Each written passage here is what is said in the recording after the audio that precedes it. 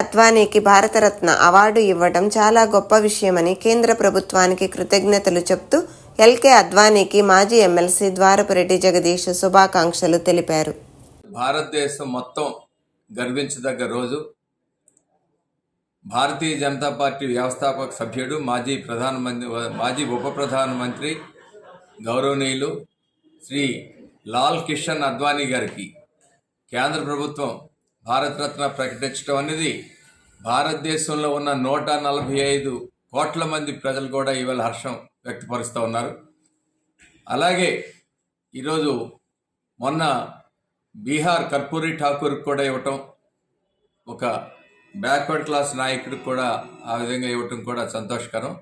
అదేవిధంగా చాలా కాలం నుంచి కూడా యావత్ ఆంధ్రప్రదేశ్ రాష్ట్రమే కాదు, భారతదేశంలోనూ ప్రపంచ దేశాలు కూడా కీర్తిశేషులు నందమూరి తారక రామారావు గారికి భారతరత్న ఇవ్వాలని డిమాండ్ చేస్తూ ఉంది.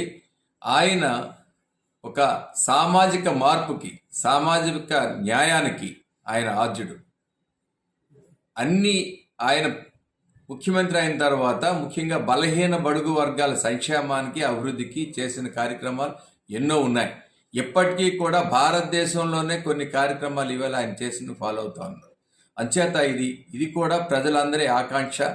ఆ ఆకాంక్షని నెరవేరుస్తారని గౌరవనీయులు ఈరోజు డైనమిక్ ప్రైమ్ మినిస్టర్గా ఉన్న నరేంద్ర మోడీ గారిని మేమందరం కోరుతా ఉన్నాం.